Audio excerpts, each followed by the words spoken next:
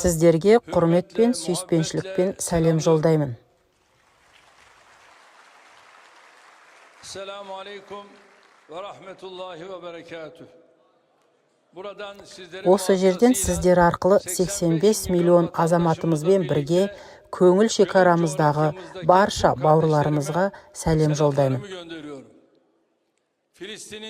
Палестинаның батыр ұлдарына, Газаның жәбірленген және жапа шеккен балаларына, елімнің, ұлтымның атынан шексіз махаббатымды жолдаймын. Осы түннің рухани күйін Африкадан Азияға дейін жер шарының түкпір-түкпірінде қолдарын көкке жайып, жайнамаздарын көз жасымен сулаған мүмін жүректерді шын көңіліммен құттықтаймын. Осындай мәнді кеште жүректерімізді біріктірген, рухымызбен дұғаларымызды біріктірген Раббыма шексіз шүкіршілік етемін. Пайғамбарымыз Мұхаммед Мұстафаға, оның отбасына, Рашид халифтеріне және оның барлық сахабаларына Алланың сәлемі болсын. Білімімен, даналығымен, хикметімен, исламға және мұсылмандарға қызмет етіп, исламның ғасырлар бойына жалғасқан хабарларын жүрегімізге тіккен ғұламаларымыз бен дін басшыларымызға Алладан рахметсін деп дұға етемін. Илахи сөз жолында отаны мен ұлты үшін жанын пида еткен барша шәһидтеріміздің рухына көңіл айтамын. Ай жұлдыздың қызыл туымен елінің аман болу үшін құнын өтеген ардагерлерімізге алғыс білдіре отырып, барлығына денсаулық пен берекелі ғұмыр тілеймін. Ардақты пайғамбарымыз саллаллаху алейхи уассаламның әлемге сапарының бір жылдығына жетудің рахатын сезініп жатырмыз. 14 ғасыр бұрын айдың 14-ші күні сияқты жарық шашқан пайғамбарымыз саллаллаху алейхи уассаламды бүгін біз тағы да үлкен сый құрметпен еске алудамыз. Бүгін түнде аман-есен болып, тың сана мен толқынмен қайта жаңғыратын ләйләй мәуліт барша адамзатқа, мұсылмандарға жақсылық әкеледі деп сенеміз.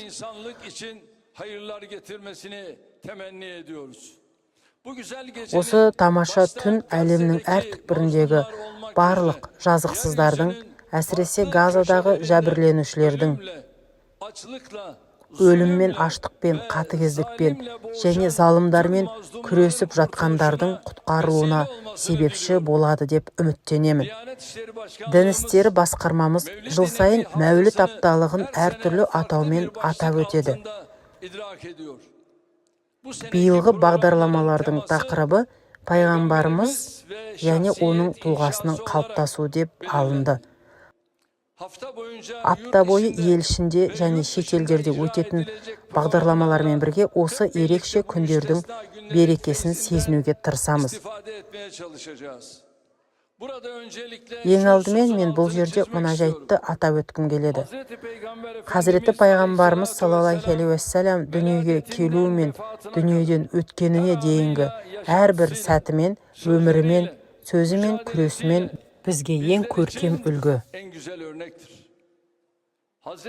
Хазіреті Айша анамыз ардақты пайғамбарымыз саллаллаху алейхи уассаламды сипаттағанда, ол жүріп тұрған Құран деген сөз тіркесін қолданған еді.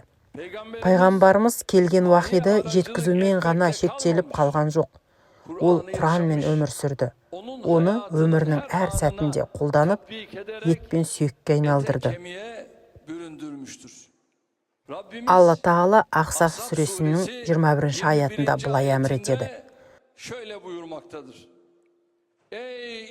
Шүбәсіз, Алла елшісінде сендер үшін әрі Аллаға және ақирет күніне бар үмітін артқан, Алланы және ақирет күнін жан тәнмен қалайтын һәм Алланы көп еске алып, оған көп құлшылық ететіндер үшін Қай жағынан алсақ та теңдессіз үлгі өнеге бар.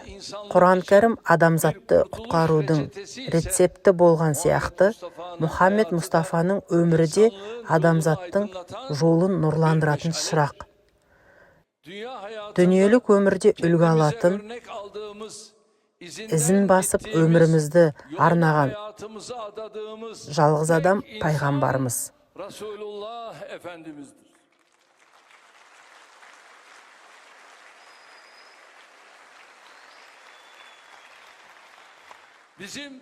Біздің жол көрсетушіміз де, көшбасшымыз да, ол үшін жанын беретініміз де, біздің сүйіктіміз тек қана пайғамбарымыз.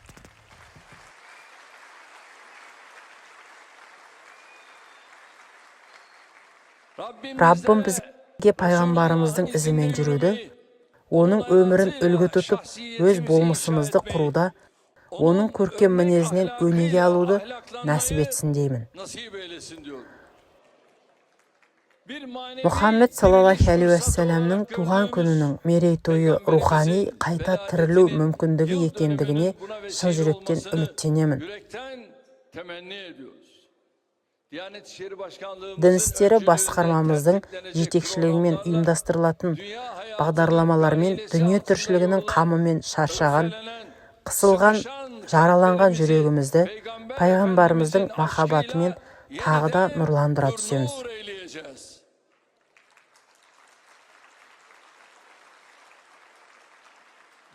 Бір болудың, бірліктің, иманды жүректер болып бірігудің сырына тағы да бір кез жетеміз деп сенемін.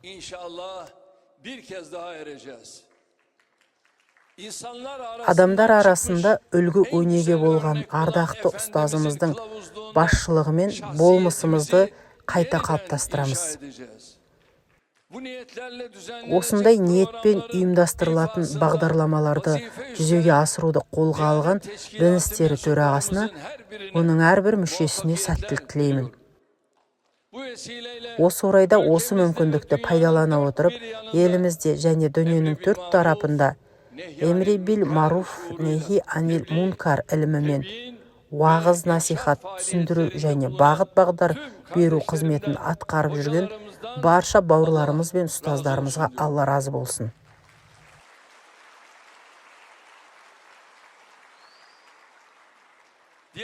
Мен дін істері қауымынан осындай мағыналы кештерді қайта жаңғыртудағы жетекші рөлін дәл осындай қарқынменен жалғастырады деп үміттенемін. Сүйікті бауырларым, тұлғаны қалыптастыру жеке адамдар сияқты жеке адамдардан тұратын қоғамдар үшін де маңызды. Тұлғасын өркениеттік құндылықтармен, ізгі адамгершілікпен қалыптастырған адамдар алдымен отбасына, содан кейін өзі туған еліне, ең соңында бүкіл адамзатқа пайдалы адам болады.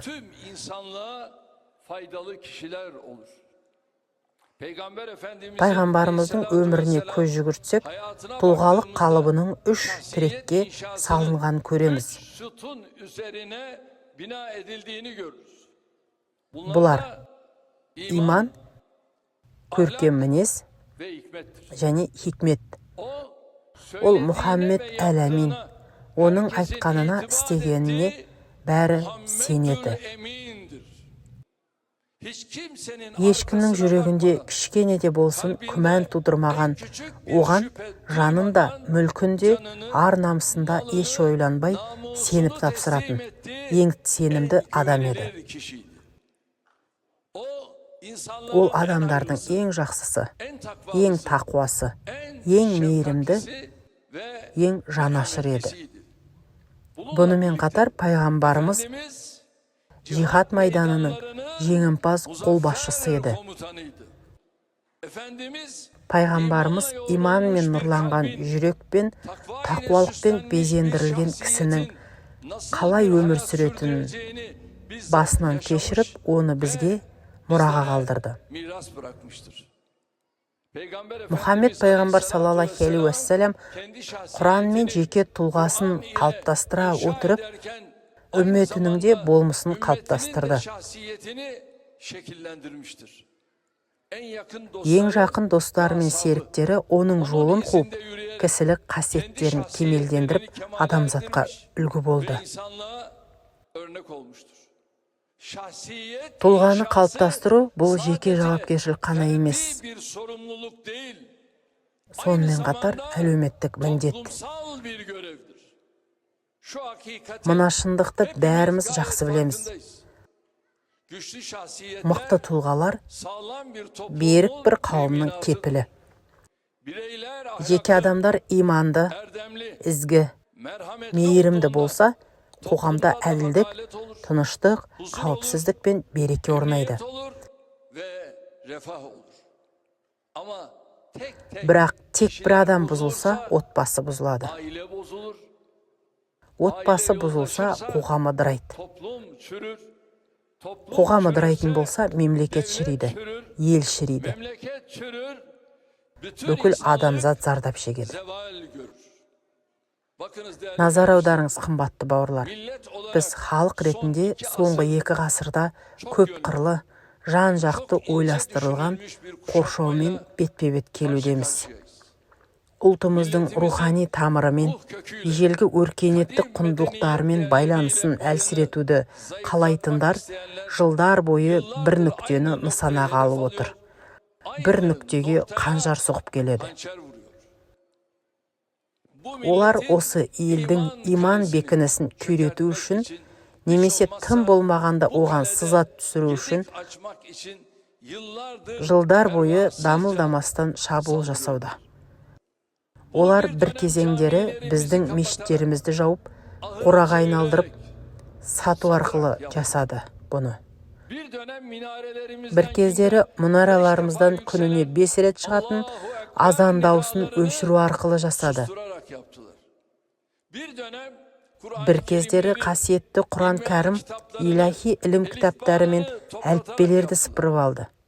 Bir dönem Бір кездері ойшылдарымызды, зиялыларымызды, Құран шәкірттерін, Құран шәкірттерін дайындаған ғалымдарымызды түрмеге қамады. bir dönem insanları Бір кездері босқындар, дүбәралар, тоқырағандар, тариқатшылар, başörtülü, орамал таққандар, тақия таққандар деп қорлап, таңбалап, өз елінде бөтенге айналдырды. baştırarak yaptılar. Bir dönem Бір кездері имам хатип мектептерінің есігін шынжырмен байлап, орамал таққан қыздарды университет есігінде жылатып жіберді. ağlatarak yaptılar. Bir dönem Kur'an kurslarına Бір кездері saldırarak Құран курстары мен мешіттерге шабуыл жасап, сендердің ең жақсыларың Құранды үйреніп үйреткендерің деген Алланың бұйрығына мойынсұнған ұстаздарымызға шабуыл жасап, діндар қауымымызға өтірік жала жауып, бұл ұлтты рухани күйретуге тырысты. çökertmeye çalıştılar. Bu yıkım Бұл projesinde қирату жобасында кейде бұқаралық ақпарат құралдары пайдаланылды. kimi zaman Кейде кино, sinema, театр, телехикаялар да қолданылды. televizyon dizileri kullanıldı. Kimi zaman Кейде қаламы өшпенділікпен аққан зиялыларымыз да пайдаланылды. aydınlar kullanıldı.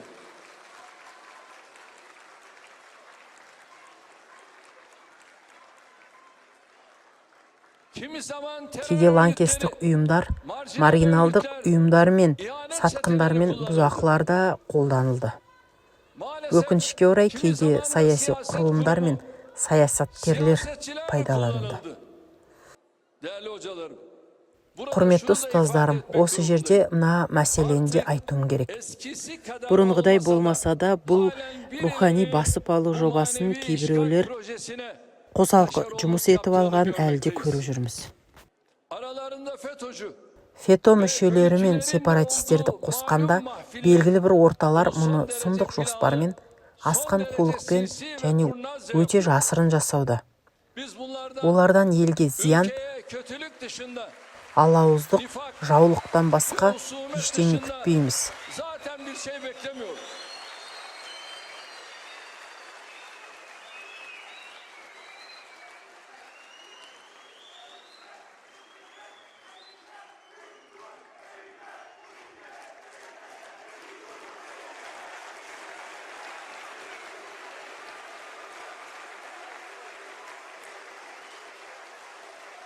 Біреулер ұлт пен ел жауларының торына түсіп, бұл рухани жойылу жобасын байқамай қолдап жатыр. Елдің күн тәртібіне түскен кейбір оқиғаларды осы адамдар ұлт пен ұлттың сенім құндылықтарымен күресу құралына айналдырады. Маған ерекше назар аударсаңыздар. Бұл идеологиялық фанатизм соңғы күндері өте ауыр дәрежеге жеткен сонша, олар жұма уағызы мен уағызда айтылатын аяттарды нысанаға ала бастады. Өзін-өз танымайтын біреу шығып, ол аздай осы елдің оппозициялық партиясы атынан тиісті білімі жоқ діни мәселелер бойынша үкім шығарады. Дін басқармалары ұйымы мен ұстаздарға ұялмастан шектеулер қоюға тырысады. Бұны жасай отырып, өздерінің надандығын жасыру үшін республикамыздың негізін қалаушы Ғази Мұстафа Кемалдың артына тығылады. Оны қалқан ретінде пайдаланады. Ішіндегі барын ашудың орнына Ғази Мұстафа Кемалды өзінің арсыздық құралы ретінде пайдаланады.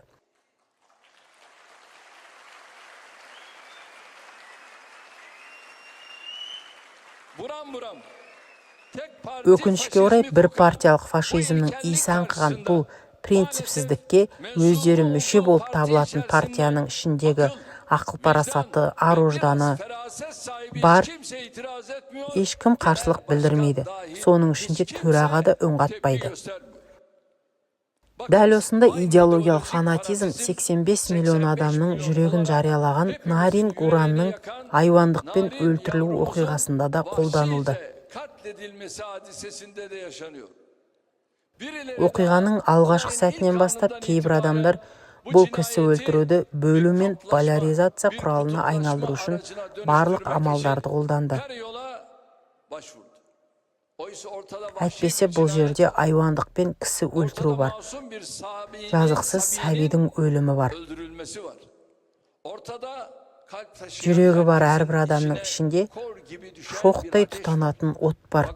Бірақ соған қарамастан кейбір адамдар өмірі үзілген 8 жасар баланың жаназасы үстінен саясат жасап, адамдықтан аттады.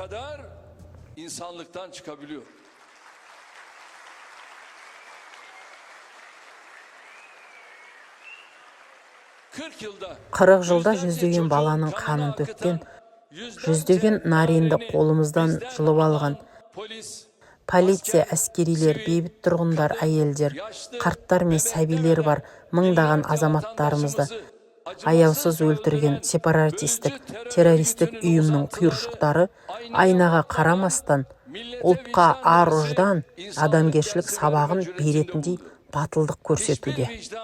Ешбір ар-ождан қабылдамайтын бұл қатыгездікті алға тартып отбасы институтын нысанаға алуда.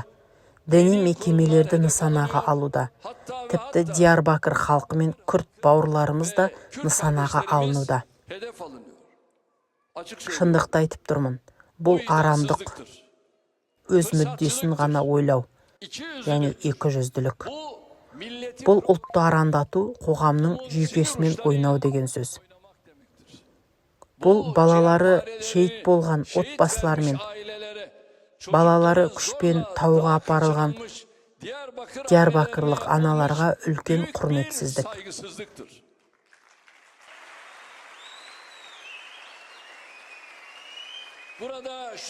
Мен бұл жерде өте анық айтқым келеді. Жазықсыз сәбиді айуандықпен өлтіргендерді сот алдында жауапқа тартып, тамызған әрбір тамшы қанның есебін заң аясында қажетті шараларды қолданып, тиісті жазасын береміз. Біз бұларды Текирдактағы зұлым әрекеттер үшін міндетті түрде жауапқа тартамыз, және сәбиді қинаған жауыздардың ең ауыр жаза алу үшін күресеміз.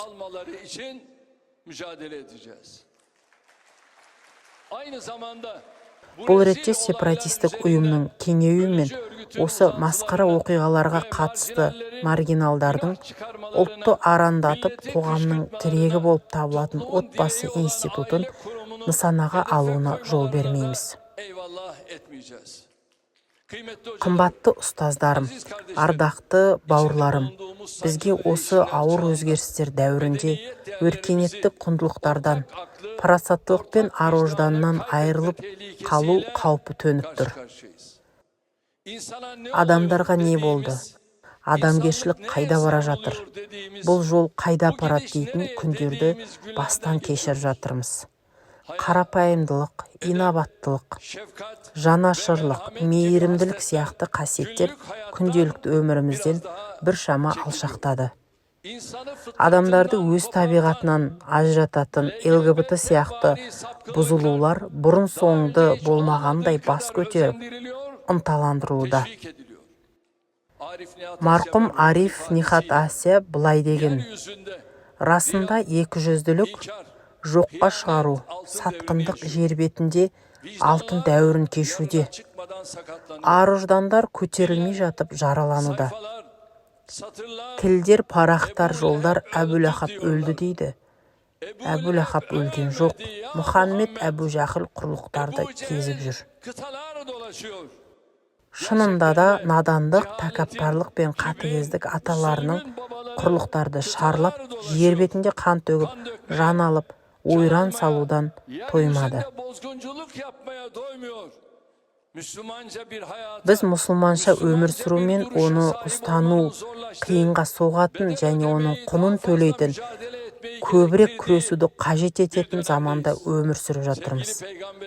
Бізге сүйікті пайғамбарымыздың дана сөздері мен жолымызды нұрландыратын нұсқауына басқа замандарға қарағанда аса қатты мұқтажбыз.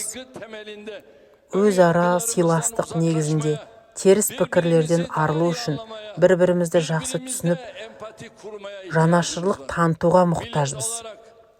Ел ретінде ынтымақты одан әрі арттыруға, арамыздағы сүйіспеншілікті одан сайын күшейтуге мұқтажбыз.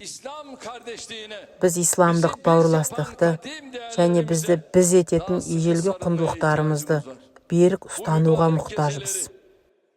Біз бұл қасиетті түнде жүректеріміздің көпірлерін бекітетін ерекше уақыттар екенін түсініп, бағалауымыз керек. Айналамызда қан, көз жасы мен қатыгездік, болашаққа деген алаңдаушылықты арттыратын қайғылы оқиғалар болса да, мұсылман ретінде Алладан үміт үзбеуге міндеттіміз.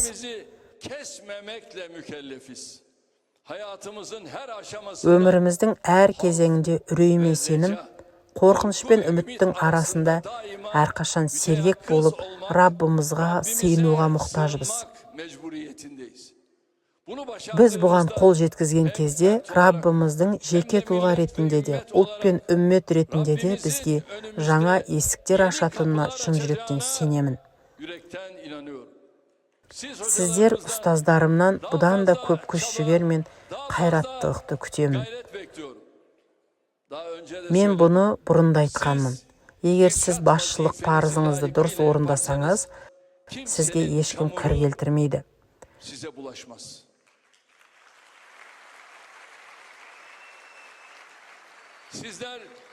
Сіздер ұстанымдарыңызбен, мінездеріңізбен, өмірлеріңізбен, сөзіңізбен, жүріс-тұрысыңызбен үлгі болсаңыз, жастарымызбен, ұлтымызбен қарым-қатынасыңызды ешбір лас науқан бұза алмайды. Ұмытпаңыздар, иман қамалының күзетшісі сіздерсіздер. Міндеттеріңіз ауыр, жауапкершілігі зор. Алла Тағала сіздерге жар болсын, Құдай сізге көмектессін. Раббым осы түн мен осы аптаның құрметі үшін, сүйіктісінің нұрлы жүзінің құрметі үшін бізді өз жолынан, тура жолынан айырмасын деп дұға етемін. Осындай ойларымен пайғамбарымыздың туған күнінің мерейтойы баршамызға, барша адамзатқа пайдалы болады деп сенемін.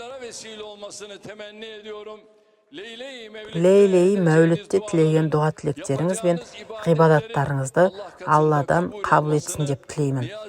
Осы сәтті пайдалана отырып, имамдарымызды, азаншыларымызды, Құран курсының оқытушыларын, wagızçylardy, muftilerdi және dini қызмет жөнündegi kеңешçilerdi, meşitler men din қызметкерлери апталыгы менен куттуктаймын. Tebrik ediyorum. Diyanet İşleri Осы тамаша бағдарлама үшін Дін істері басқармасына алғыс айтамын. Және сіздерге махаббат пен құрмет пен сәлем жолдаймын. Sayın Cumhurbaşkanımız Recep Tayyip Erdoğan'a şükranlarımızı arz ediyoruz. Katılımlarıyla Mevlid gecemizi onurlandıran Sayın Cumhurbaşkanımıza teşekkür ediyoruz. Recep Tayyip Erdoğan söylеп болғаннан кейін Дін істері төрағасы Әли Ирбаш Recep Tayyip Erdoğan'a сыйлық табыс етті. Bir tablo hediye edecekler. Lütfen ayrılmayın. Birazdan programımızı noktalayacağız. Hattat Davut Bektaş'ın Celi Sülüs hattıyla kaleme aldığı bu eser Betül Koyuncu'nun Ebru süslemesiyle La galibe illallah, Allah'tan başka ilah yoktur. Sayın Cumhurbaşkanımızı Arnağa жазылуды uğurluyoruz. ұмытпаңыздар. Güçlü alkışlarınızla kendilerine şükranlarımızı arz ediyoruz. Mevlid geceniz mübarek olsun. Kıymetli konuklar, değerli misafirlerimiz, hepinize katılımlarınızdan dolayı teşekkür ediyoruz. Mevlid gecemizi taşlandırmak üzere Barbaros Hayrettin Paşa Camii'nde Mevlid Kandili özel programımız olacak. Muhterem Diyanet İşleri Başkanımızın katılımı